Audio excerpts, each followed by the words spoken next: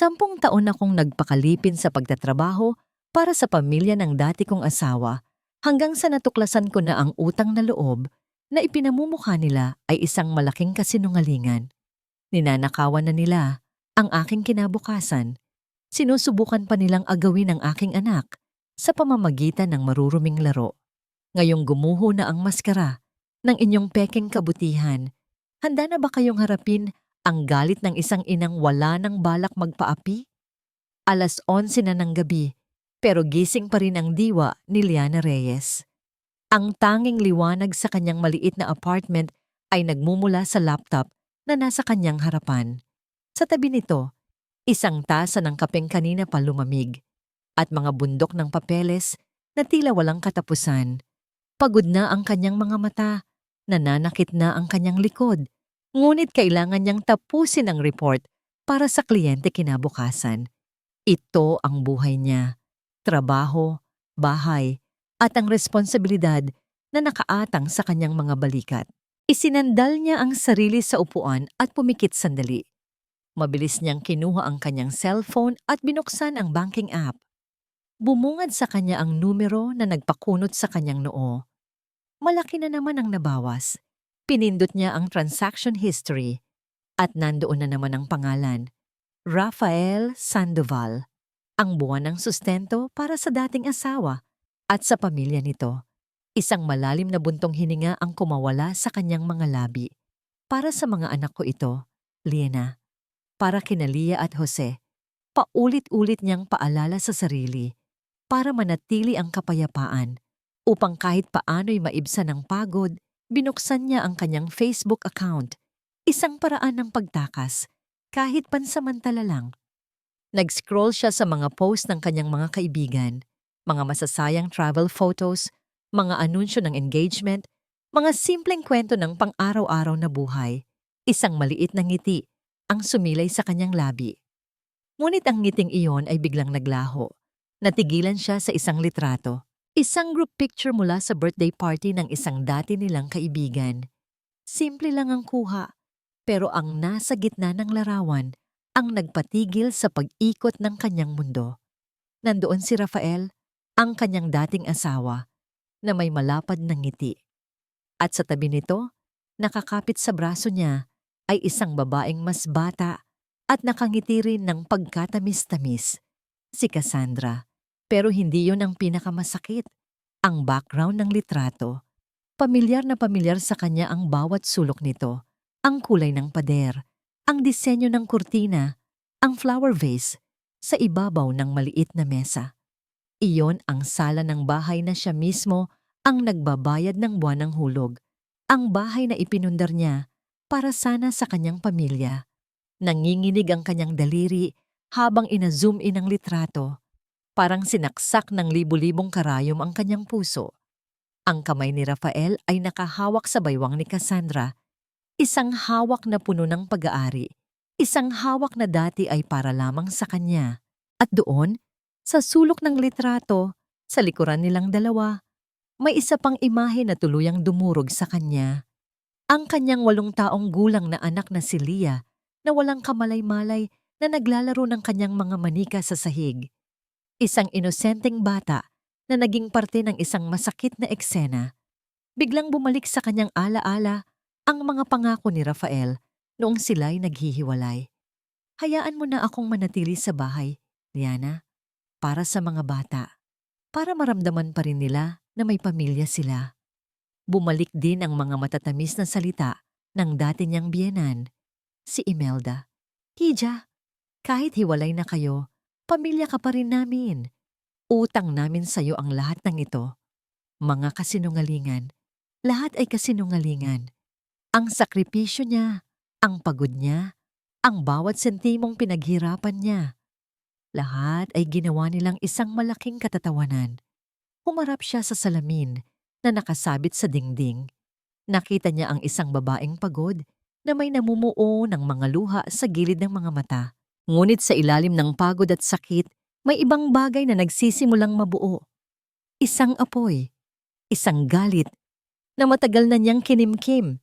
Hindi na ito tungkol sa kanya. Hindi na ito tungkol sa nasirang pag-ibig o sa perang nawawala. Ito ay tungkol na sa kanyang mga anak. Tungkol sa pagprotekta sa kanila mula sa isang kapaligirang puno ng lason at panloloko. Ang pagtitiis niya ay may hangganan. At ngayong gabi, narating na niya ito. Kinuha niya ang kanyang cellphone. Hindi na nanginginig ang kanyang mga kamay. Ang pumalit sa panginginig ay isang malamig at matatag na determinasyon. Hinanap niya ang pangalan ni Rafael sa kanyang contacts. Pinindot niya ang call button. Ang screen ay nagliwanag. Calling Rafi. Huminga siya ng malalim. Pinakiramdaman ang bawat pagtibok ng kanyang pusong naghahanda para sa isang gera. Tumunog ito ng 3 beses bago sinagot. Sa bawat pagring, lalong tumitibay ang loob ni Liana. Pagod na siyang maging biktima. Hello? Ang boses ni Rafael sa kabilang linya ay antok at bahagyang may inis. Liana, gabing-gabi na napatawag ka? Walang paligoy-ligoy si Liana. Ang boses niya ay kasing lamig ng gabing iyon. Nakita ko ang litrato, Rafi. Isang sandaling katahimikan. Narinig ni Liana ang pag-ubo nito. Isang senyales na nabigla ito. Litrato? Anong litrato? Huwag ka nang magmaang-maangan. Mariing sabi ni Liana. Ang galit ay nagsisimula nang kumulog sa kanyang dibdib. Yung litrato ninyo ni Cassandra sa sala ng bahay habang naglalaro sa likod ninyo ang anak ko. Narinig niya ang malalim na pagbuntong hininga ni Rafael. Yun ba? Kaibigan lang, Liana. Birthday party. Alam mo naman yan. Kaibigan? Isang mapait na tawa ang kumawala kay Liana. Rafi, hindi ako tanga. At kahit pa sabihin nating kaibigan lang, anong karapatan mong magpasok ng ibang babae sa bahay na ako hanggang nagbabayad? Sa harap pa mismo ng anak natin. Dito na nagbago ang tono ni Rafael na wala ang pagkukunwari at pinalitan ng pagkadepensa. Ano bang problema mo? Bahay ko rin to at karapatan kong maging masaya. Bahay mo? Halos pasigaw na ang boses ni Liana. Hindi na niya mapigilan ang sarili. Binabayaran ko yan. Ang kuryente, ang tubig, ang pagkain ninyo sa araw-araw, ako ang gumagastos. Habang ikaw nagpapakasaya kasama ang babae mo gamit ang pera ko. Hindi ko naman hiningi sa'yo yan, di ba? Ikaw ang kusang nagbibigay. Ganti ni Rafael. Dahil sa mga anak natin. Narinig ni Liana ang tila agawan sa kabilang linya. At pagkatapos ay isang boses na kinikilabutan siya ang pumalit. Isang boses na malambing pakinggan ngunit puno ng lason. Liana, Hija, si Imelda. Ang dati niyang biyenan. Huminahon ka, anak. Malumanay na sabi nito. Naririnig ka ng mga bata dito. Baka magising sila. Parang binuhusan ng malamig na tubig si Liana. Ngunit ang galit ay hindi nawala. Tita, nakita niyo po ba ang ginagawa ng anak ninyo? Nakita ko, Hija. At wala akong nakikitang masama. Si Rafi ay binata. Karapatan niyang sumaya ulit. Pero hindi po sa pamamahay ko. Dito na nagsimulang tumulo ang mga patak ng lason mula sa dila ni Imelda. Ang boses niya ay nanatiling kalmado, ngunit ang bawat salita ay may bigat na parang bato. Hija, huwag mong kalimutan kung sino ang tumulong sa pamilya ninyo noong mga panahong wala kayong wala. Natigilan si Liana. Ito na, ang sandatang laging ginagamit laban sa kanya. Ang utang na loob. Nagpatuloy si Imelda. Naalala mo ba noong nagkasakit ang mama mo? Noong halos wala na kayong makain?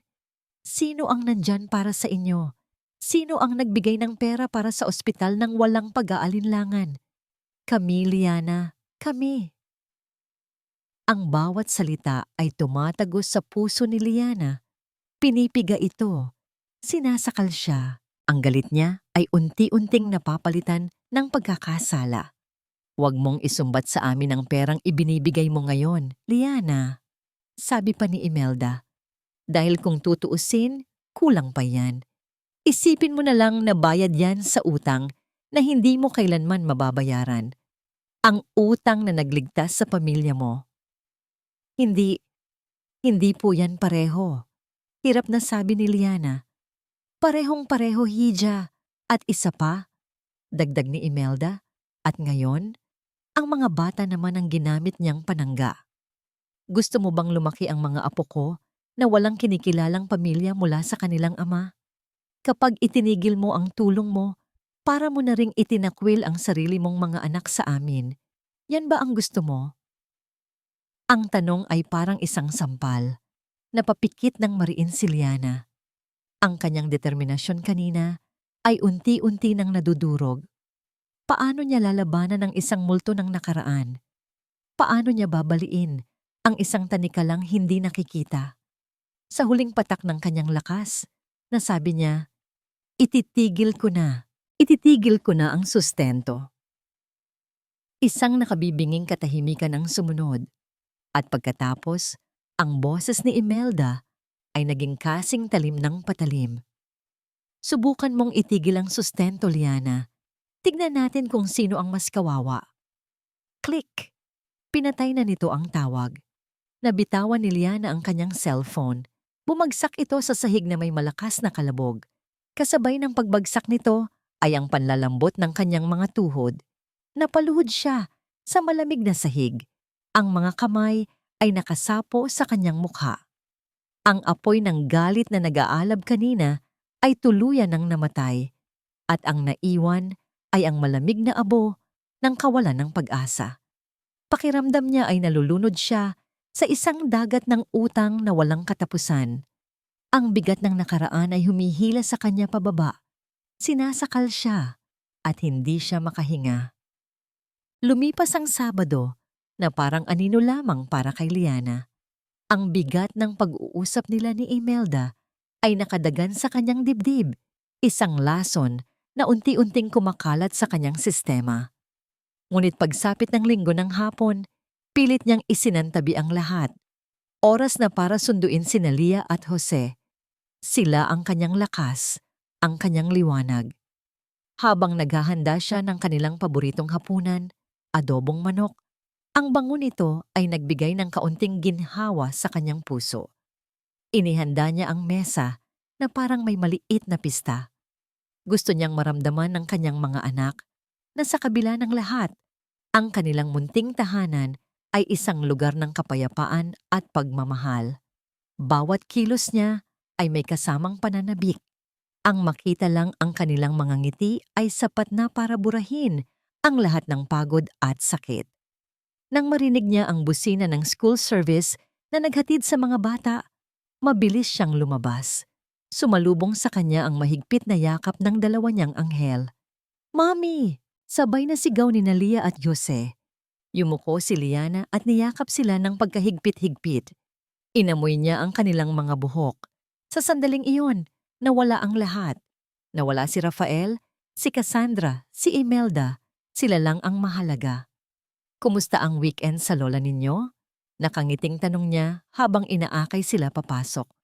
Okay lang po, Mami, sabi ni Jose. Pinakain po kami ni Lola ng ice cream. Ngunit si Lia ay may ibang kislap sa mga mata. Mami, look po, may bago akong doll. At buong pagmamalaki niyang itinaas ang isang kahon. Nasa loob nito ang isang manika na mas malaki pa sa mga dati niyang laruan, nakasuot ng magarbong bestida. Alam ni Liana na hindi ito basta-bastang laruan. Mahal ito. Wow, ang ganda naman yan, anak. Saan galing yan? Tanong ni Liana. Habang sinusubukan itago ang kaba na nagsisimulang gumapang sa kanyang dibdib. Bigay po ni Tita Cassie. Masayang sagot ng bata. Ang bait-bait niya po, Mami. Sabi niya po, busy ka daw po palagi sa work kaya hindi mo ako mabibilhan ng ganito. Ang mga salita ay tumama kay Liana na parang sampal. Simple lang ang pagkakasabi, puno ng inosente at walang anumang mali siya. Ngunit ang lason sa likod nito ay malinaw na malinaw. Pinilit ni Liana ng ngumiti. Kahit pakiramdam niya ay dinudurog ang kanyang puso. Talaga ba, anak? Yun lang ang naisagot niya. Habang inilalabas ni Leah ang manika mula sa kahon, si Jose naman ay lumapit at humawak sa kamay ni Liana. Tumingala ito sa kanya. Ang mga mata ay puno ng isang tanong na matagal na nitong gustong itanong. Mami, bakit po si Daddy hindi na umuuwi dito sa atin? Ang dalawang suntok ay sunod-sunod.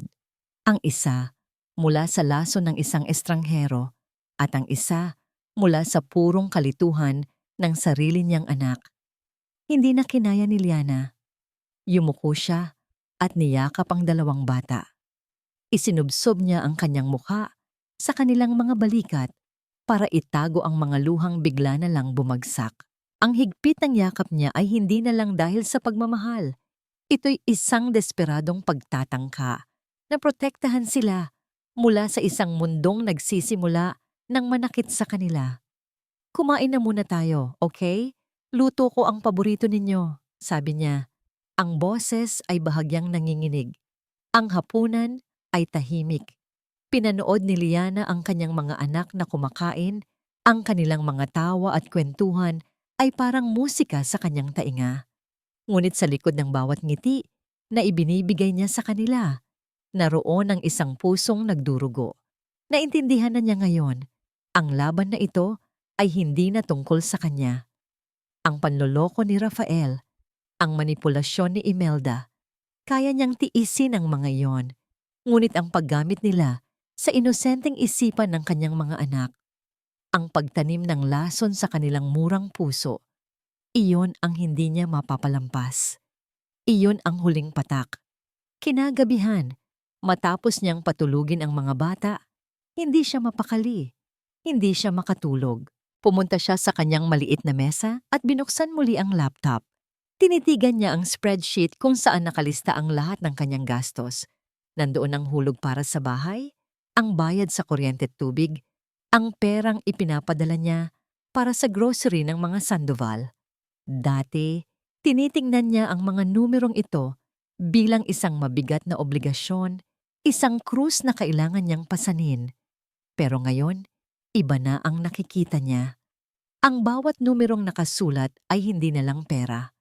Ang bawat sentimo ay katumbas ng isang patak ng lason na ipinapainom sa kanyang mga anak. Ang bawat bayarin ay ang presyo ng kanilang kalituhan, ang halaga ng pagwasak sa kanilang konsepto ng isang pamilya. Ang utang na loob na ipinapataw sa kanya ni Imelda ay biglang naging walang kwenta. Anong utang na loob ang makakapantay sa kapakanan ng mga anak niya? Walang halaga ng pera ang maaring maging katumbas ng kanilang kapayapaan. Ang babaeng kamchiyo, ang babaeng laging umiiwas sa gulo, ang babaeng piniling maging bulag para sa kapayapaan. Namatay na siya ngayong gabi. Ang pumalit sa kanya ay isang ina. Isang leona na handang gawin ang lahat para protektahan ang kanyang mga supli. Kinuha niya ang kanyang cellphone, tinitigan niya ito ng matagal. Pagkatapos, binuksan niya ang kanyang messaging app at gumawa ng isang group chat para kina Rafael at Imelda. Ang kanyang mga daliri ay hindi nanginginig. Ang kanyang pulso ay kalmado. Ang kanyang isip ay buo na. Nagtipa siya ng isang maikli, ngunit malinaw na mensahe. Simula ngayong buwan, wala na kayong matatanggap na kahit isang sentimo mula sa akin. Tapos na tayo. Tinitigan niya ang mga salita sa screen. Iyon na. Walang pag-aalinlangan, walang takot. Pinindot niya ang send. Para kay Rafael Sandoval, ang araw na yon ay nagsimula tulad ng dati. Perpekto at walang problema. Nakaupo siya sa isang mamahaling cafe katabi si Cassandra, na masayang masaya habang ipinapakita sa kanya ang laman ng mga shopping bags. Ang buhay ay simple, ang buhay ay maganda. Ang pera ni Liana ang nagpapaganda dito. Look, Rafi, isn't this cute? Sabi ni Cassandra, itinaas ang isang blusang sutla. Bagay sa akin, no? Lahat naman bagay sa'yo. Nakangiting sagot ni Rafael habang humihigop ng kanyang latte. Pakiramdam niya ay siya ang hari ng mundo. Si Liana ang nagtatrabaho, pero siya ang nagtatamasa. Isang perpektong arrangement. Alam mo, May nakita akong bag kanina sa boutique doon. It would perfectly match this blouse. Sabi ni Cassandra, ang mga mata ay kumikinang sa pananabik. Kung gusto mo, kunin natin. Walang pag-aalinlangang sabi ni Rafael. Isang pitik lang sa kanyang credit card. Simple. Pumasok sila sa isang boutique na amoy pa lang ay mamahalin na. Agad na itinuro ni Cassandra ang isang maliit na leather handbag na nakadisplay. Walang tanong-tanong. Kinuha ito ni Rafael at dinala sa counter. Buong kumpiyansa niyang inabot ang kanyang supplementary credit card sa sales lady. Here, sabi niya, na may kasamang matamis na ngiti para kay Cassandra. Ngunit ang nangiti sa mukha ng sales lady ay unti-unting nawala. Habang tinitipan nito ang card, sinubukan niya ulit. At isa pa. Pagkatapos ay tumingala ito kay Rafael, ang mukha ay puno ng paghingi ng paumanhin. I'm sorry, sir. Declined po. Napakunot ang noo ni Rafael. Ha? Baka system error lang. Try mo ulit. Sinubukan muli ng sales lady, ngunit pareho pa rin ang resulta. Declined pa rin po, sir. Do you have another card? Medyo napahiya. Kinuha ni Rafael ang isa pang card mula sa kanyang wallet. Pareho lang. Supplementary card din. Inabot niya ito. Ngunit pagkatapos ng ilang sandali, umiling ulit ang sales lady. I'm really sorry, sir. Decline din po. Ang dugo ay unti-unting umakyat sa mukha ni Rafael. Naramdaman niya ang titig ni Cassandra. Isang titig na mula sa paghanga ay naging pagkadismaya. Ano ba yan, Rafi? Mahinang bulong nito. Nakakahiya. Teka lang. Sabi ni Rafael, pilit na pinapakalma ang sarili. Tatawagan ko lang yung bangko. Lumayo siya ng kaunti at mabilis na tinawagan ng customer service. Matapos ang ilang minutong paghihintay, isang boses ang sumagot. Sir, based on our records, the supplementary cards under your name have been canceled by the primary cardholder this morning po. Effective immediately. Parang bombang sumabog sa pandinig ni Rafael ang mga salitang iyon. Primary cardholder. Si Liana. Ang pagkapahiya niya ay napalitan ng nag-aapoy na galit. Nagpaalam siya sa kausap at hinarap si Cassandra na may pilit ng ngiti. May problema lang daw sa system nila. Babalikan na lang natin to. Sa loob ng sasakyan ang katahimikan ay nakakabingi. Ang masayang atmosphere kanina ay ganap nang naglaho. Anong nangyari, Rafi? Tanong ni Cassandra. Ang boses ay malamig. Wala. Si Liana. Nag-iinarte lang yon, sabi ni Rafael. Ang mga kamay ay mahigpit na nakahawak sa manibela. Nag-iinarte? Rafi, muntik na tayong mapahiya doon. Akala ko ba okay ang lahat? Akala ko ba hawak mo sa leeg ang ex-wife mo? Hawak ko nga. Sigaw ni Rafael. Ang pagkainis ay hindi na maitago. May topak lang siguro yun ngayon. Akala mo kung sino. Well, yung topak niya ang bumubuhay sa tin. Sarkastikong sagot ni Cassandra. So anong plano mo? Hindi pwedeng ganito. Pagdating nila sa bahay, isang mas malakas na unos ang sumalubong sa kanila. Nakatayo sa gitna ng sala si Imelda. Ang mukha ay hindi maipinta. Hawak niya ang kanyang cellphone, ang screen ay nakatutok sa kanila. Ano to, Rafael? Tanong niya. Ang boses ay kalmado, ngunit may nagbabadyang panganib. Ipinakita niya ang mensahe ni Liana. Binasa ito ni Rafael kahit alam na niya ang nilalaman. Ang makita ang mga salitang iyon na ipinadala sa kanila na parang mga pulubi ay nagpaalab lalo sa kanyang galit. Dito na sumabog ang matagal nang tinatagong ugali ni Imelda. Nawala ang imahe ng isang mahinahon at mapagmahal na ina. Wala kang silbi. Sigaw niya, idinuro si Rafael. Isang babae lang, hindi mo kayang kontrolin. Hinayaan mo lang na ganituhin tayo ng babaeng yan. Ano ka, palamuti lang sa bahay na ito. Nagpapakasarap ka lang sa buhay habang ang pera unti-unti nang nawawala. Maginagawan ko na ng paraan. Anong paraan? Ang magmukhang kawawa sa mall? Yan ba ang paraan mo? Sigaw ulit ni Imelda. Kung hindi ka kikilos, Ako ang kikilos. Hindi tayo pwedeng magpatalo sa kanya.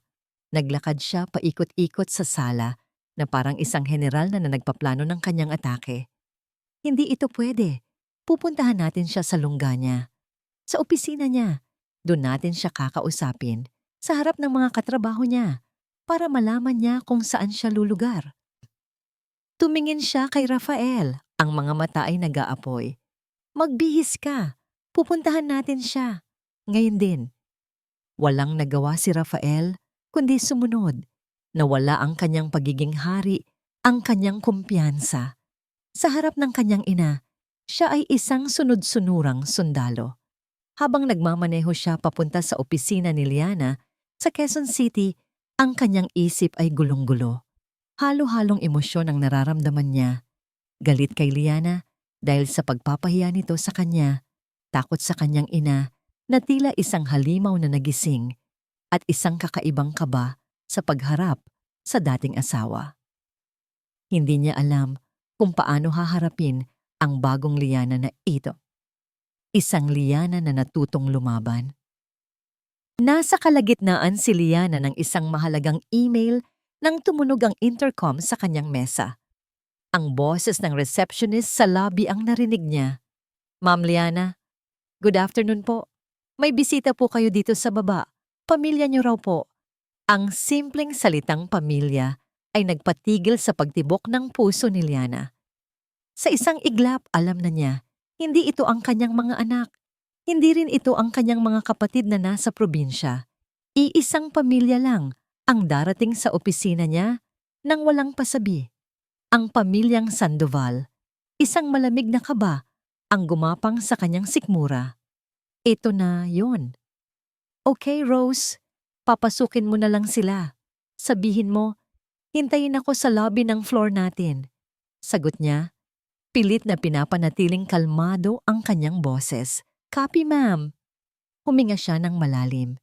Inayos niya ang kanyang damit at tumayo. Habang naglalakad siya palabas ng kanyang cubicle, naramdaman niya ang mga mata ng kanyang mga katrabaho. Ang ilan ay nagtataka, ang ilan ay nagbubulungan. Alam nilang lahat na si Liana ay isang pribadong tao. Ang pagkakaroon niya ng bisita, lalo na sa gitna ng oras ng trabaho, ay isang pambihirang pangyayari. Pagdating niya sa lobby ng kanilang palapag, naroon na nga sila. Si Rafael, nakatayo sa gilid na parang nahihiya, at si Imelda, na nakaupo sa isa sa mga sofa, ang mukha ay parang pinagsakluban ng langit at lupa, at nagsimula na ang palabas. Nang makita siya ni Imelda, bigla itong tumayo at sinalubong siya. Ang mga mata ay nanunubig. Hinawakan nito ang kanyang kamay nang mahigpit. Liana, Hija, anong nangyayari? Ang boses ni Imelda ay nanginginig at puno ng hinagpis, sapat na lakas para marinig ng lahat ng empleyadong malapit sa lobby. Bakit mo kami ginaganito? Pagkatapos ng lahat ng ginawa namin para sa'yo, ganito na lang ba?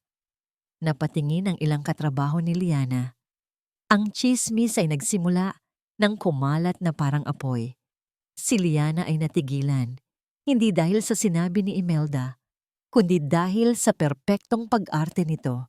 Ang dating biyenan niya ay tila isang kaawa-awang ina na inapi.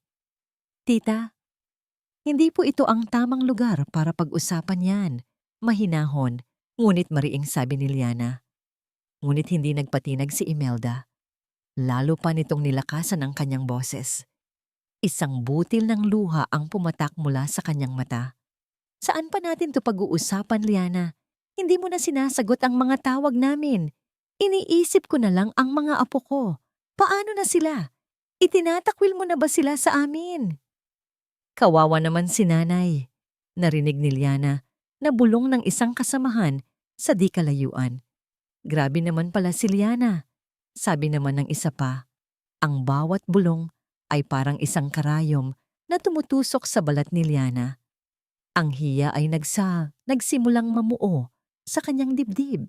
Ito ang gusto ni Imelda.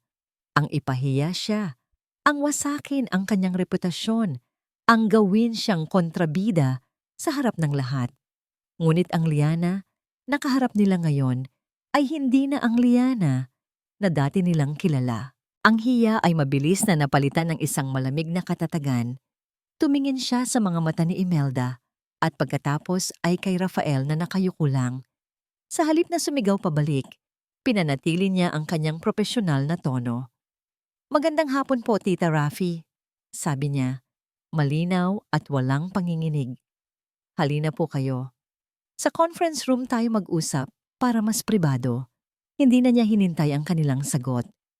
Tumalikod siya at nagsimulang maglakad papunta sa pinakamalapit na bakanting conference room. Ang kanyang bawat hakbang ay may bigat. Isang deklarasyon na siya ang may kontrol sa sitwasyon. Hindi sila. Walang nagawa ang mag-ina kundi sumunod. Nawala ang kanilang momentum. Ang kanilang drama ay nabitin sa ere. Pagpasok nila sa silid, isinara ni Liana ang pinto. Ang tunog ng pagsara nito ay nagpabago sa buong atmosphere. Nawala na ang audience. Sila-sila na lang. "Ano na namang palabas ito, tita?" Diretsong tanong ni Liana. Ang boses ay wala ng bahid ng paggalang na pilit niyang ipinapakita kanina. Nawala ang pagiging kaawa-awa sa mukha ni Imelda.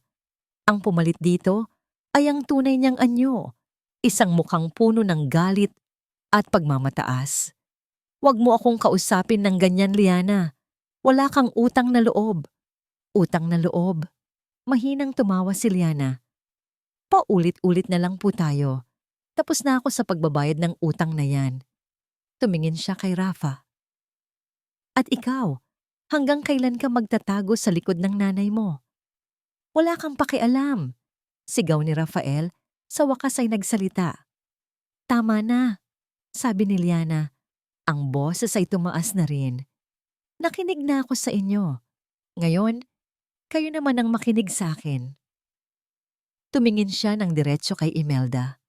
"Ang drama ninyo ay hindi nagagana sa akin. Hindi na." Natigilan si Imelda.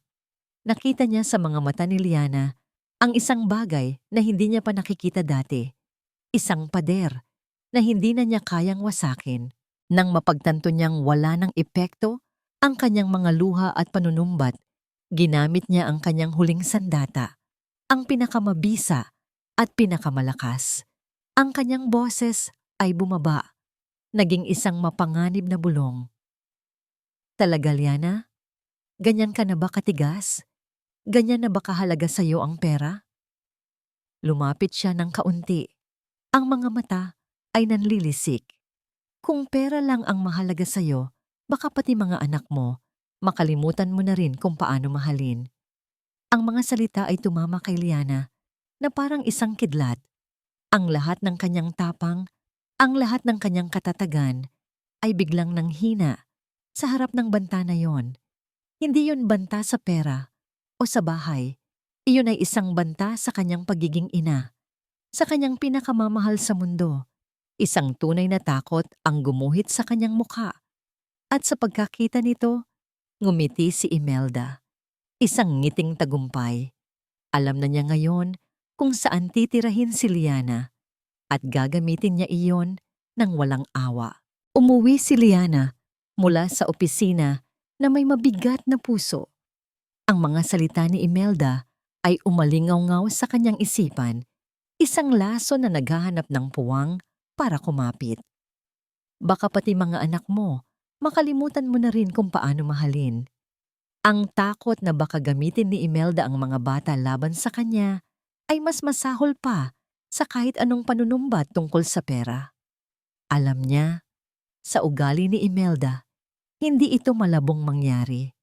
Anong laban niya kung sakaling dalhin nito sa korte ang usapan?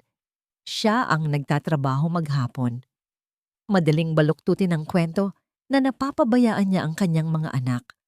Dahil sa takot na ito, isang bagong determinasyon ang nabuo sa kanya. Kailangan niyang maging handa. Kailangan niyang protektahan ang kanyang sarili at, higit sa lahat, ang kanyang mga anak sa anumang legal na paraan. Kinagabihan, pagkatapos niyang patulugin sina Lia at Jose, hindi siya nagpahinga. Sa halip, hinalughog niya ang kanyang maliit na aparador. Hinanap niya ang isang luma at malaking kahon na puno ng mga lumang dokumento, birth certificates, mga lumang kontrata, at iba pang mahahalagang papel. Kailangan niyang ayusin ang lahat. Siguraduhing nasa kanya ang lahat ng ebidensya ng kanyang pagiging isang responsableng ina. Habang naghahalongkat siya sa mga folder at envelope, may isang bagay sa ilalim ng kahon ang nakaagaw ng kanyang pansin. Hindi ito isang dokumento. Isa itong luma at itim na baul na gawa sa kahoy, ang paboritong baul ng kanyang yumaong ina. Dito nito itinatago ang kanyang mga pinakamahahalagang gamit. Dahan-dahan niya itong binuksan. Ang amoy ng lumang papel at pinatuyong bulaklak ay sumalubong sa kanya. Isang amoy na nagpabalik sa kanyang kabataan. Mga lumang litrato, mga sulat, at sa ilalim ng lahat, isang maliit na kwaderno na balot sa telang seda. Ang diary ng kanyang ina. Naramdaman ni Liana ang paghigpit ng kanyang dibdib. Ilang taon na rin mula nang huli niyang hawakan ang mga gamit na ito. Binuklat niya ang kwaderno. Ang mga pahina ay naninilaw na. Ang sulat kamay ng kanyang ina ay pamilyar pa rin. Bawat kurba ay naglalaman ng alaala. Nagbasa siya ng ilang pahina, mga simpleng kwento tungkol sa araw-araw na buhay, mga recipe, mga pangarap. Ngunit may isang entry na may petsang halos 10 taon na ang nakalipas, ang nagpatigil sa kanya. Ito ang panahon kung kailan sila nasa pinakamatinding pagsubok sa buhay. Ang sulat ay tungkol sa araw na ibinigay ni Imelda ang perang pampagamot sa sakit ng kanyang ina. Dumating si Imelda kanina, parang isang anghel na hulog ng langit. Basa ni Liana sa isip niya. Ibinigay niya ang perang kailangan natin para sa ospital. Sabi niya, huwag na naming isipin ang pagbabayad. Ang mahalaga raw ay ang gumaling ako. Napakabuti niyang kaibigan. Habang buhay naming tatanawin itong utang na loob. Bumigat na naman ang puso ni Liana. Ito na nga, ang patunay ng kabutihan ni Imelda, isinulat mismo ng kanyang ina. Ngunit habang ipinagpapatuloy niya ang pagbabasa, isang pangungusap sa dulo ng entry ang nagpakunot sa kanyang noo. Nakapagtataka lang, bago niya ibinigay ang pera, marami siyang tanong tungkol sa mana na makukuha namin mula kay Lola sa probinsya. Alam yata ni Imelda ang tungkol dito bago ko pa man sabihin sa kanya. Siya pa yata ang unang nakaalam.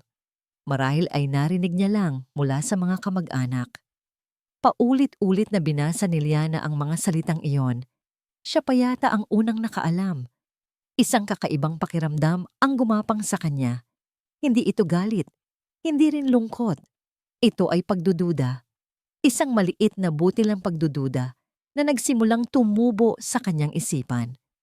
Ang pagkakaalala niya, naging malaking sorpresa sa kanila ang balita tungkol sa mana.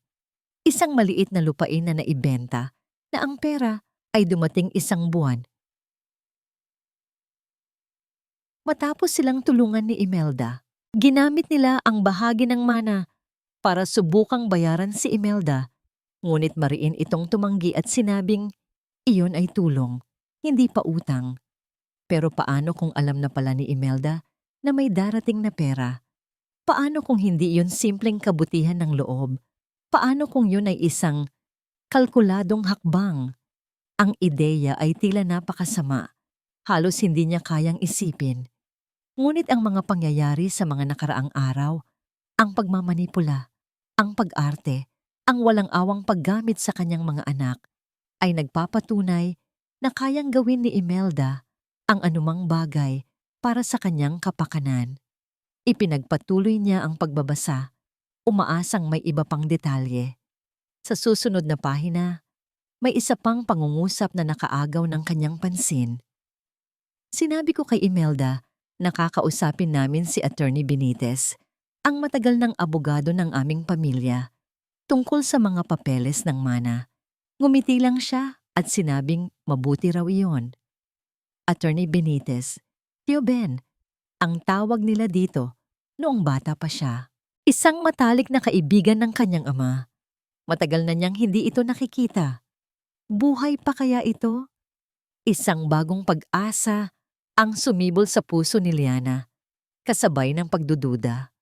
Ang kwentong matagal na niyang pinaniniwalaan, ang kwentong nagbigay bigat sa kanyang balikat sa loob ng maraming taon, ay bigla na lang nagkaroon ng bitak. Kailangan niyang malaman ang totoo.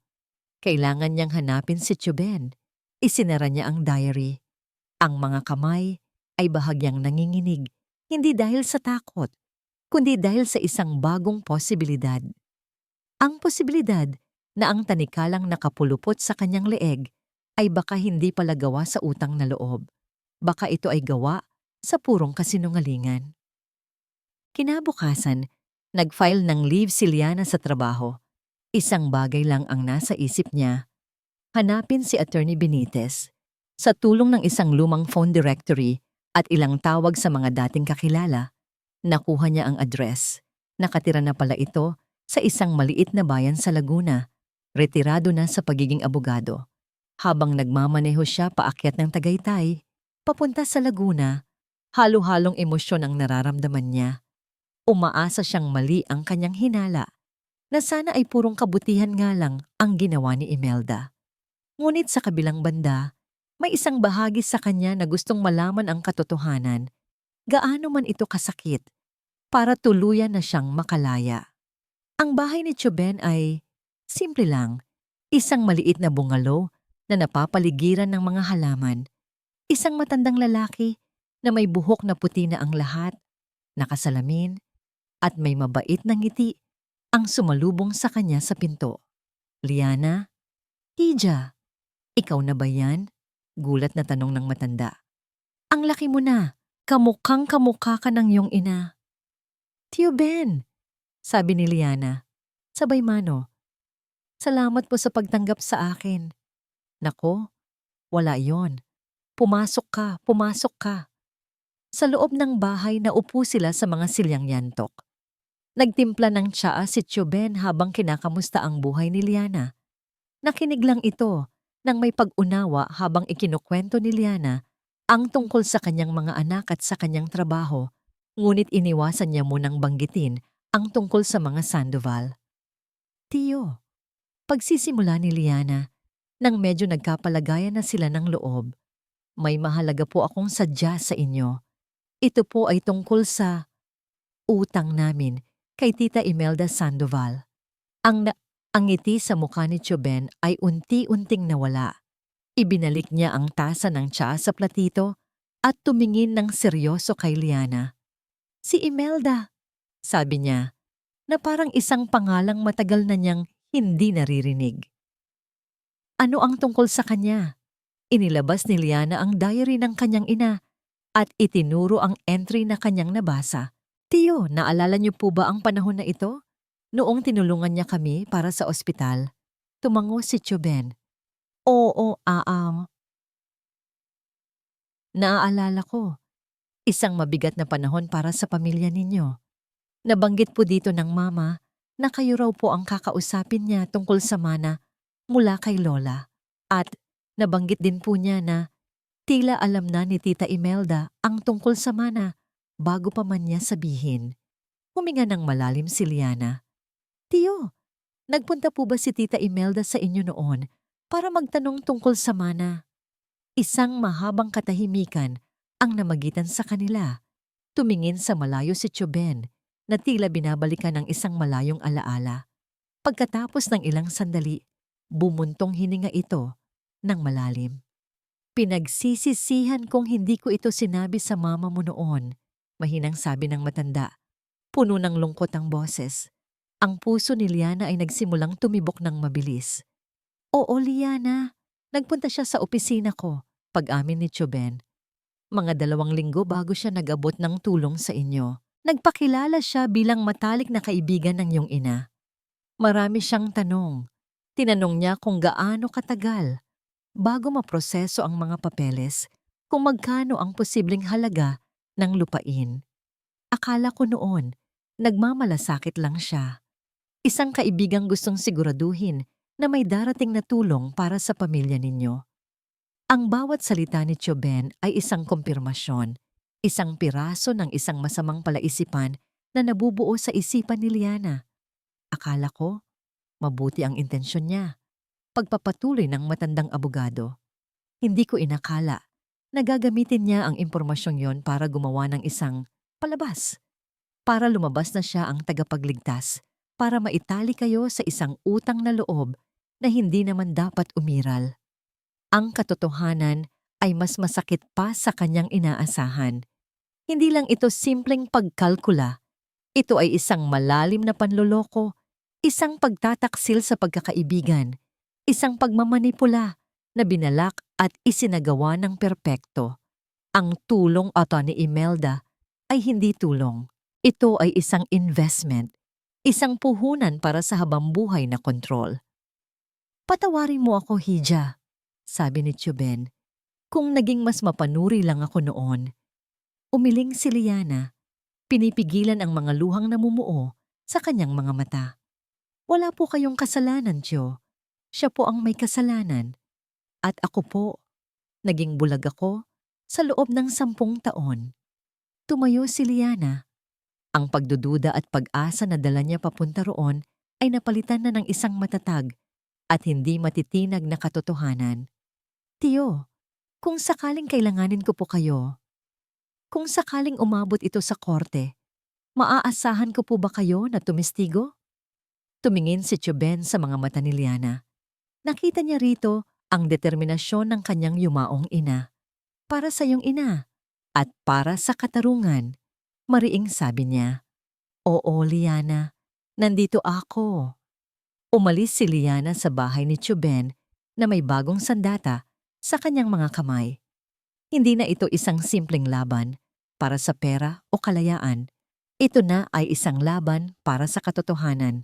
Ngunit habang nagmamaneho siya pabalik ng Maynila, hindi niya alam na ang kalaban ay may inihahanda ng isang mas maruming at mas masakit na atake. Isang atake na direktang tututok sa kanyang pinakamalaking kahinaan. Ang biyahe ni Liana, pabalik sa Quezon City, ay puno ng isang bagong klaseng enerhiya. Ang bigat sa kanyang dibdib, na dala niya sa loob ng maraming taon, ay napalitan ng isang kakaibang gaan. Ang katotohanan, kahit gaano pa ito kapangit, ay nagbigay sa kanya ng kalayaan. Hindi na siya alipin ng isang kasinungalingan. Hawak na niya ang sandata. Si Tioben ang kanyang alas. Haharapin niya sina Imelda at Rafael, hindi na bilang isang biktima, kundi bilang isang taong may alam sa kanilang maduming laro. Pagdating niya sa kanyang apartment, nadatnan niyang mahimbing nang natutulog ang kanyang mga anak sa pangangalaga ng isang pinagkakatiwalaang yaya. Hinalikan niya sila sa noo at isang panibagong tapang ang dumaloy sa kanyang mga ugat. Para sa kanila ang laban na ito. Umupo siya sa kanyang maliit na sala. Pinaplano ang kanyang susunod na hakbang. Hindi na siya padadala sa drama. Hindi na siya papasok sa isang walang kwentang sigawan. Kakausapin niya sila ng direkta at may ebidensya. Kinuha niya ang kanyang cellphone. Oras na para tapusin ang lahat. Tinawagan niya si Rafael. Nagring ito ng ilang beses bago sinagot.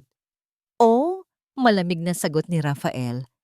Kailangan nating mag-usap, sabi ni Liana. Ang boses ay kalmado at kontrolado. Ikaw at ang nanay mo. Gusto kong magkita tayo. Narinig ni Liana ang isang mapanuyang tawa sa kabilang linya. Para ano? Para isumbat mo na naman ang pera mo? Tigilan mo na kami, Liana. Hindi ito tungkol sa pera, Rafi, marising sabi ni Liana. Ito ay tungkol sa isang matagal ng kasinungalingan. Tungkol sa tulong ng nanay mo 10 taon na ang nakakaraan. Isang sandaling katahimikan. Malinaw na nabigla si Rafael sa kanyang sinabi.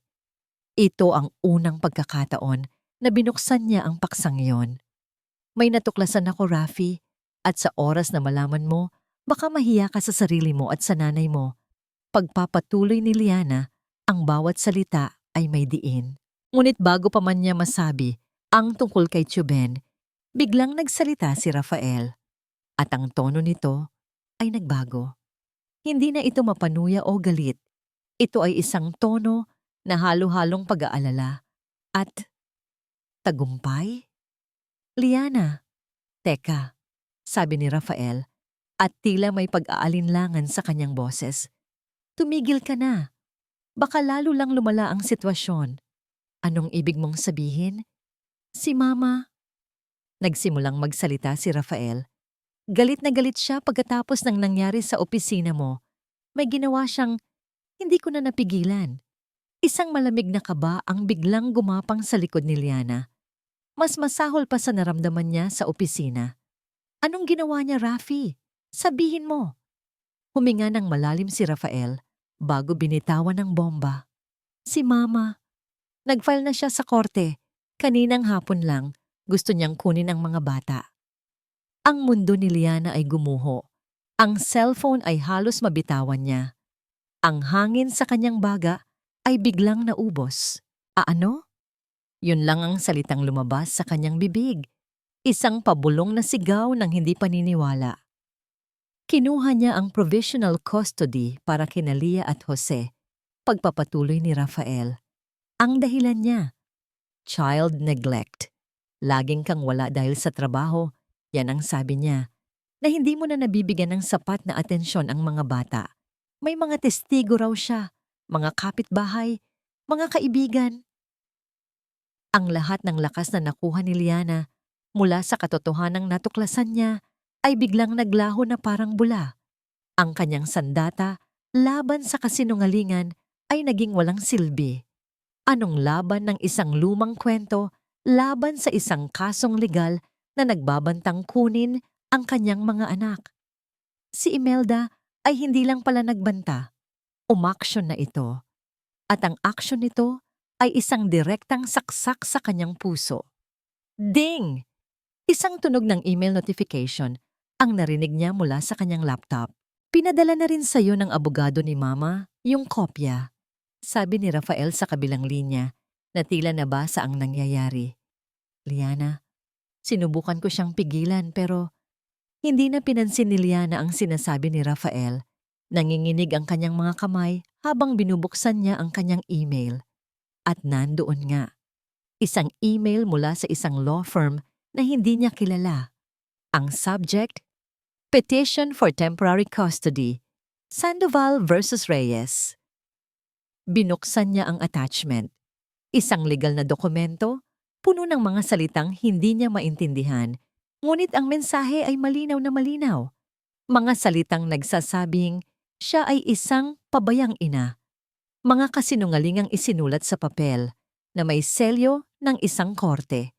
Tinitigan niya ang mga pangalan ng kanyang mga anak sa dokumento.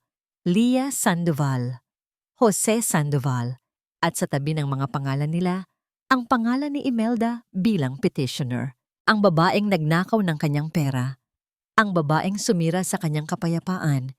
Ngayon ay sinusubukan ng nakawin ng kanyang mga anak. Napahawak siya sa kanyang dibdib. Hirap huminga. Ang pakiramdam ay masahol pa sa pagtataksil. Ito ay pakiramdam ng ganap na pagkatalo. Pakiramdam niya na corner na siya. Dinala siya ni Imelda sa isang sulok kung saan wala siyang laban. All is lost.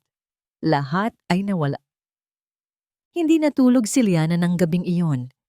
Ang bawat salita sa petisyon ay paulit-ulit na tumatakbo sa kanyang isipan. Isang bangungot na gising niyang nararanatan. Ngunit sa pagitan ng takot at desperasyon, isang bagong apoy ang nagsimulang mag-alab. Hindi ito ang galit na naramdaman niya dati. Ito ay ang tapang ng isang inang wala nang pagpipilian, kundi ang lumaban hanggang sa huling hininga. Kinabukasan, sa halip na tawagan ng isang abogado para harapin ang kaso sa korte, may ibang ginawa si Liana. Tinawagan niya si Rafael. Isa lang ang hinihiling ko, sabi ni Liana. Ang boses ay kalmado na parang tubig bago ang isang malakas na bagyo. Isang pag-uusap. Sa bahay. Kayong dalawa ng nanay mo. Mamayang gabi. Kung hindi kayo pumunta, itutuloy ko ang laban na ito sa korte at sisiguraduhin kong malalaman ng buong mundo ang lahat ng ginawa ninyo. Marahil ay dahil sa bigat ng kanyang banta, o marahil ay dahil sa kakarampot na konsensyang natitira kay Rafael, pumayag ito. Kinagabihan, ang sala ng bahay na pinag-aagawan nila ay naging isang arena. Dumating si Imelda at Rafael. Ang mukha ni Imelda ay puno ng kumpiyansa na parang isang reyna na bibisita sa kanyang nasakop na teritoryo. Naupo siya sa pinakamalaking sofa na para bang pag-aari niya ito. Si Rafael ay nakatayo sa likod niya, hindi mapakali. At sa isang sulok, nakaupo si Cassandra, tahimik na nagmamasid, na parang isang buwitre na nag-aabang sa resulta ng laban. Si Liana ay nakatayo sa gitna ng sala, mag-isa. Kalmado ang kanyang anyo, ngunit ang kanyang mga mata ay nag-aalab. Mabutit nakarating kayo, pagsisimula ni Liana. Tapusin na natin to, Liana, sabi ni Imelda. Walang pasensya. Alam mong wala kang laban. Para rin naman sa mga bata ito. Sa amin, sigurado ang kinabukasan nila. Nagsimula na namang magsalita si Imelda tungkol sa kanyang pagmamahal sa mga apo, sa kanyang pag-aalala sa kapakanan ng mga ito. Isang perpektong talumpati na idinisenyo para durugin ang natitirang lakas ni Liana. Ngunit sa kalagitnaan ng kanyang litanya, pinutol siya ni Liana. Tapos na po ba kayo sa palabas, Tita Imelda? Ang tanong ay simple, ngunit ang lamig sa tono ni Liana ay nagpatigil sa lahat. Ang mga mata ni Imelda ay nanlaki sa gulat at inis. Bago pa man makasagot si Imelda, may kumatok sa pinto. Binuksan ito ni Liana. Isang matandang lalaki ang pumasok sa silid. Si Tioben. Ang kumpiyansa sa mukha ni Imelda ay biglang naglaho na parang bula. Ang kulay ng kanyang mukha ay nag-iba, naging maputla. Nakilala niya ang abogado. Si Rafael at Cassandra ay nagtatakang nagtinginan. Hindi alam kung sino ang bagong dating. Magandang gabi, Imelda. Bati ni Tioben. Ang boses ay magalang ngunit may bigat.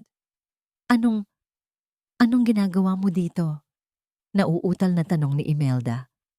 Hindi sumagot si Tioben. Tumingin lang ito kay Liana na para bang ibinibigay na sa kanya ang entablado. Humarap si Liana sa kanilang lahat. Ang kanyang boses, nang magsalita siya, ay hindi na nanginginig.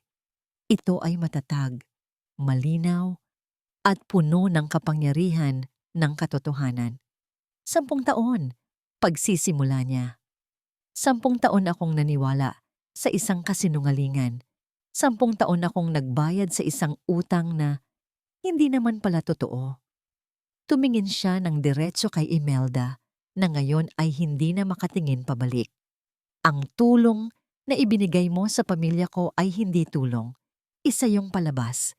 Isang kalkuladong plano. 2 linggo bago mo ibigay ang pera, nagpunta ka sa opisina ni Tioben. Nagtanong ka tungkol sa mana na paparating sa amin. Alam mo na may darating na pera. Hinintay mo lang ang tamang tiempo para lumabas na ikaw ang tagapagligtas, para maitali mo ako sa'yo habang buhay. Ang bawat salita ay parang isang malakas na sampal sa mukha ni Imelda.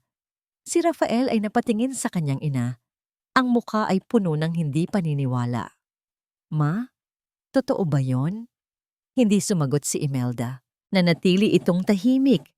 Ang kanyang maskara ay tuluyan ng nabasag.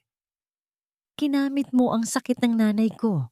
Pagpapatuloy ni Liana, ang sakit sa kanyang boses ay hindi na maitago. Ginamit mo ang kahinaan namin para sa sarili mong kapakanan. At ngayon, sinusubukan mong gamitin ang mga anak ko. Lumapit si Liana kay Imelda. Ang mga mata ay puno ng luhang, hindi na niya pinigilan. Makinig ka, tita. Tapos na ang laro mo. Ibinigay niya ang kanyang ultimatum, ang huling baraha na hawak niya. Ibaba ninyo ang kaso, bawiin ninyo ang petisyon, o bukas na bukas, malalaman ng lahat ng tao, ng mga kaibigan ninyo, ng mga kamag-anak natin, ng buong mundo, kung kinakailangan, kung paano ninyo sinira ang pamilya ko para lang sa pera. At si Tioben ang unang magpapatunay sa lahat ng ito.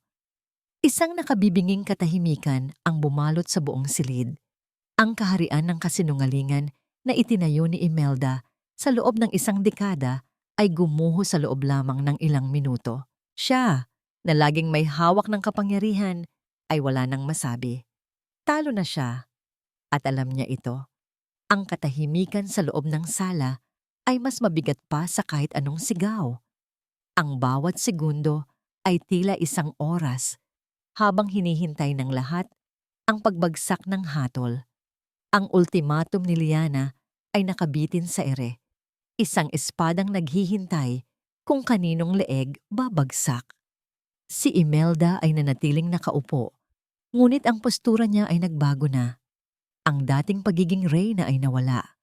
Ang pumalit ay ang anyo ng isang matandang babae na biglang humina. Ang mga balikat ay bumagsak. Ang mga mata ay nakatitig sa sahig. Sa kauna-unahang pagkakataon, nakita siya ng lahat na talunan. Si Cassandra, na kanina patahimik sa isang sulok, ay dahan-dahang tumayo. Walang salita, walang paalam. Kinuha niya ang kanyang mamahaling bag, inayos ang sarili, at sa huling pagkakataon ay sumulyap kay Rafael. Isang sulyap na puno ng pagkadismaya at pag-iwan. Pagkatapos ay naglakad na siya palabas ng pinto. Ang tunog ng pagsara nito ay ang hudyat ng paglubog ng isang barko na nililisan na ng mga daga. Alam niyang tapos na ang maliligayang araw. Ang lahat ng mata ngayon ay napunta kay Rafael. Tumingin siya sa kanyang ina, ang babaeng buong buhay niyang sinamba at kinatakutan. Ngayon, ang nakikita niya ay hindi isang makapangyarihang matriarch, kundi isang taong puno ng kasinungalingan. Pagkatapos, tumingin siya kay Liana, ang babaeng binaliwala niya, sinaktan, at pinagsamantalahan. Nakita niya sa mga mata nito ang sakit, ngunit nakita rin niya ang lakas. Isang lakas na hindi niya kailanman nakita noon. Isang bagay sa loob ni Rafael ang gumuho. Ang paghanga sa kanyang ina, ang pagmamataas sa kanyang sarili, ang paniniwalang karapat-dapat siya sa lahat ng bagay. Lahat ay nawala. Ma, halos pabulong na sabi ni Rafael. Ang boses ay basag. Tama na. Iyon lang. 2 salita. Ngunit sa 2 salitang yon, pinili na ni Rafael ang kanyang panig. Hindi na siya sundalo ng kanyang ina. Dahan-dahang tumango si Imelda. Isang tango ng pagsuko, hindi dahil sa sinabi ni Rafael, kundi dahil alam niyang wala na siyang ibang pagpipilian. Ang kanyang reputasyon, na mas mahalaga pa kaysa sa pera, ay nakasalalay sa katahimikan ni Liana. Hindi na nagsalita pa si Liana, hindi na kailangan. Nakuha na niya ang kanyang tagumpay. Tumingin siya kay Tioben at bahagyang tumango, isang pasasalamat na walang tunog. Pagkatapos, tumalikod siya at nagsimulang maglakad palabas ng bahay. Ang bahay na naging simbolo ng kanyang sakripisyo at pagdurusa sa bawat hakbang niya palayo. Naramdaman niya ang pagtanggal ng mga kadenang matagal nang nakagapos sa kanya. Ang bigat sa kanyang dibdib ay unti-unting nawawala, napapalitan ng isang kapayapaang hindi pa niya naramdaman noon. Hindi na siya lumingon pabalik. Naiwan sa sala ang mag-inang Sandoval. Si Imelda, nakaupo pa rin, mag-isa sa gitna ng kanyang gumuhong kaharian. At si Rafael, nakatayo, nawawala. Hindi alam kung paano sisimulan ang pagpulot sa mga basag na piraso ng kanyang buhay. Lumipas ang ilang araw. Gaya ng inaasahan, nakatanggap ng email si Liana mula sa abogado ni Imelda. Ang kaso ay opisyal ng binawi. Tapos na ang laban. Isang gabi, habang naghahanda siya ng hapunan sa kanyang maliit, ngunit payapang apartment, tumunog ang kanyang cellphone. Isang numerong hindi rehistrado. Nag-alinlangan siyang sagutin, ngunit sinagot pa rin niya. Hello? Liana. Ang boses ni Rafael. Ngunit iba na ito. Wala na ang dating yabang at kumpiyansa. Ang naririnig niya ay ang boses ng isang taong pagod at puno ng pagsisisi. Isang mahabang katahimikan. Patawad, Liana. Yun lang ang sinabi nito. Hindi na niya ito hinintay pang magpaliwanag. Hindi na rin siya nagtanong. Click. Pinatay na nito ang tawag. Ibinaba ni Liana ang kanyang cellphone. Hindi siya nakaramdam ng galit, hindi rin ng saya. Ang naramdaman niya ay wala. Si Rafael ay isa na lamang boses mula sa nakaraan. Isang multo na wala ng kapangyarihang saktan siya. Ang mahalaga ay ang ngayon at ang bukas na haharapin niya kasama ang kanyang mga anak. Lumipas ang 6 na buwan. Ang tag-ulan ay napalitan na ng malamig na simoy ng Disyembre. Para kay Liana, ang pagbabago ng panahon ay sumasabay sa pagbabago ng kanyang buhay. Iniwan na nila ang luma nilang apartment. Sa tulong ng naipon niyang pera mula nang matigil ang sustento sa mga Sandoval, nakahanap siya ng isang maliit ngunit mas maaliwalas na townhouse sa isang tahimik na subdivision. Hindi ito kasing laki ng bahay na dati niyang binabayaran, pero para sa kanya, ito ang pinakamagandang palasyo sa buong mundo. Dahil ito ay tunay na sa kanila. Isang Sabado ng umaga, abala silang tatlo sa pag-aayos ng kanilang bagong tahanan. Si Liana ay nag-a-assemble ng isang maliit na bookshelf, habang si Lia at Jose naman ay masayang naglalagay ng kanilang mga laruan at libro dito. Ang kanilang mga halakhak ay umaalingaw-ngaw sa bawat sulok ng bahay, isang musikang matagal nang hindi naririnig ni Liana. Mami, dito po natin ilagay yung mga fairy tale books. Masayang sabi ni Lia, hawak ang isang makapal na libro. Good idea, anak. Nakangiting sagot ni Liana. At yung mga libro naman ni Kuya Jose tungkol sa dinosaurs sa ilalim para madali niyang makuha. Habang nag-aayos sila, walang sino man sa kanila ang bumabanggit sa nakaraan. Hindi na nagtatanong si Jose kung bakit hindi umuuwi ang kanilang ama.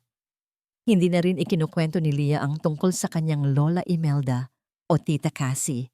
Ang kanilang mundo ngayon ay umiikot na lang sa kanilang tatlo.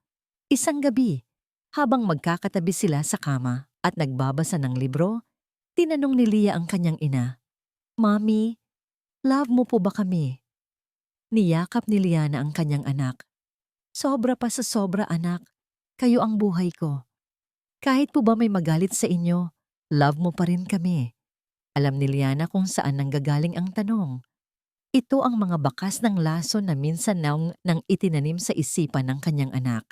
Dahan-dahan niyang isinara ang libro at hinarap ang dalawa niyang anak. Lia, Jose, makinig kayo kay Mami. Malumanay niyang sabi. Ang pagmamahal ay hindi nangangahulugan na hahayaan nating saktan tayo ng ibang tao, kahit papamilya natin sila. Ang pagmamahal, lalo na ang pagmamahal sa sarili, ay nangangahulugan ng paglalagay ng boundaries, paggawa ng isang pader para protektahan ang puso natin. Tumingin siya sa kanilang mga inosenteng mukha. Ginawa ko ang pader na, yon para sa ating tatlo. Para dito sa loob ng bahay natin, puro pagmamahal at kapayapaan lang ang papasok. Naiintindihan niyo ba si Mami? Tumango ang dalawang bata at niyakap siya ng mahigpit. Sa yakap na yon, naramdaman ni Liana na tama ang lahat ng kanyang naging desisyon. Ang pagbabago ay hindi lang sa kanilang tahanan. Maging sa trabaho, napansin ng mga boss ni Liana ang kanyang bagong sigla at focus. Wala nang bigat na dinadala, mas naging mahusay siya sa kanyang ginagawa. Hindi nagtagal, isang magandang balita ang dumating. Na-promote siya. Isang bagong posisyon na may mas malaking sahod at mas magandang oportunidad. Isang hapon, pagkatapos ng trabaho, dinala niya ang mga bata sa parke para magdiwang. Habang pinapanood niya sina Lia at Jose na masayang naghahabulan sa damuhan, isang pakiramdam ng ganap na kaligayahan ang bumalot sa kanya. Ito na yon. Ito ang buhay na pinangarap niya. Simple, payapa, at tunay. Kinuha niya ang kanyang cellphone para kunan sila ng litrato nang biglang mag-vibrate ito. Isang text message mula sa isang dati niyang kaibigan sa kolehiyo na matagal na niyang hindi nakikita. Liana, Nakita kita a few weeks ago sa mall, pero nahiya akong lumapit. Ang ganda mo pa rin. Coffee naman tayo minsan. Kamusta ka na? Napangiti si Liana. Dati, ang mga ganitong imbitasyon ay lagi niyang tinatanggihan. Palagi siyang pagod. Palagi siyang walang oras. Palaging may mas mabigat na responsibilidad. Ngunit ngayon, iba na. Mabilis siyang nag-reply. Ang kanyang mga daliri ay hindi na nag-alinlangan. Oo naman, set ka lang. See you. Ibinulsa niya ang kanyang cellphone at huminga ng malalim. Nilalasap ang sariwang hangin ng dapit hapon. Sa kauna-unahang pagkakataon, sa loob ng maraming taon, naramdaman niya ulit ang pagiging Liana. Hindi lang isang ina, hindi lang isang ex-wife, hindi lang isang provider, kundi isang babaeng handa nang buksan muli ang kanyang sarili sa mundo. Ang coffee shop ay maliwanag at puno ng amoy ng bagong timplang kape. Nakaupo si Liana sa tapat ng kanyang kaibigan, si Ana, at kapwa sila tumatawa ng malakas, isang tawang matagal nang hindi naririnig ni Liana mula sa sarili niya. Grabe ka, hindi ka pa rin nagbabago, sabi ni Ana, habang pinupunasan ang luhang dulot ng kanilang katatawanan. Pero seryoso, Lia, you look happy. Totoong happy. Ngumiti si Liana, isang nangiting abot hanggang sa kanyang mga mata. I am, Ana. For the first time in a long time, I really am. Nagkwentuhan sila tungkol sa buhay, sa trabaho, sa mga pangarap na nabuo at nawala. Hindi na inusisa ni Ana ang tungkol sa paghihiwalay ni Liana. Nakita na niya ang sagot sa aura ng kanyang kaibigan. Ang nakikita niya ay hindi isang babaeng wasak, kundi isang babaeng buo. Pag-uwi ni Liana sa kanilang townhouse, may isang sulat na naghihintay sa kanya sa ibabaw ng maliit na mesa sa may pinto. Isang postcard. Ang nasa larawan ay isang dalampasigan na may puting buhangin at asul na tubig. Walang address ng nagpadala. Binaligtad niya ito. May maikling sulat kamay sa likod, isang sulat na pamilyar pa rin sa kanya. Sana mapatawad mo ako. Walang pangalan. Ngunit alam ni Liana kung kanino galing. Mula kay Rafael. Tinitigan niya ang postcard ng ilang sandali. Ang mga salita ay hindi na nagdulot ng sakit o galit. Para na lang itong isang mensahe mula sa isang malayong lugar, isang malayong nakaraan. Hindi na niya kailangang magpatawad dahil matagal na siyang malaya. Kinuha niya ang postcard at inilagay ito sa loob ng isang libro sa bookshelf, hindi para itago, kundi para maging bahagi na lang ng mga kwentong nakalimbag. Isang kabanatang natapos na. Kinagabihan, gaya ng dati, magkakatabi silang tatlo sa kama. Si Lia sa kanyang kanan, si Jose sa kanyang kaliwa. Binabasahan niya sila ng paborito nilang fairy tale. At namuhay sila ng maligaya magpakailanman pagtatapos ni Liana sa kwento. Mami, tanong ni Jose, na medyo antok na. Tayo po ba? Happy na forever? Hinalikan ni Liana ang noo ng kanyang anak. Hindi natin alam kung ano ang mangyayari bukas, anak. Pero ang mahalaga, ngayon, masaya tayo. At yan ang ipaglalaban ni Mami araw-araw. Niyakap niya ang dalawang bata hanggang sa makatulog ang mga ito sa kanyang magkabilang bisig. Ang kanilang mahimbing na paghinga, ang pinakamagandang musika sa kanyang pandinig. Tumingin siya sa labas ng bintana. Ang mga ilaw ng Quezon City ay kumikinang sa dilim, isang dagat ng mga bituin sa lupa. Dati, ang mga ilaw na ito ay tila nangungutya sa kanyang kalungkutan. Ngayon, ang mga ito ay parang mga saksing nagdiriwang sa kanyang bagong simula. Ang babaeng dating nakakulong sa isang madilim na silid ng obligasyon at kasinungalingan ay wala na. Ang babaeng pagod at halos sumuko na ay isang malayong alaala na lang. Ang babaeng nakahiga ngayon, yakap ang kanyang mga anak, ay isang reyna. Isang reyna hindi ng isang malaking bahay o ng kayamanan, kundi ng isang maliit, ngunit matatag na kaharian na itinayo niya mula sa mga guho ng kanyang nakaraan. Isang kaharian na ang pundasyon ay tapang, pagmamahal sa sarili, at hindi matitinag na pag-ibig ng isang ina. Hindi ito ang katapusan. Bulong niya sa sarili habang pinagmamasdan ang payapang mukha ng kanyang mga anak. Ito ang simula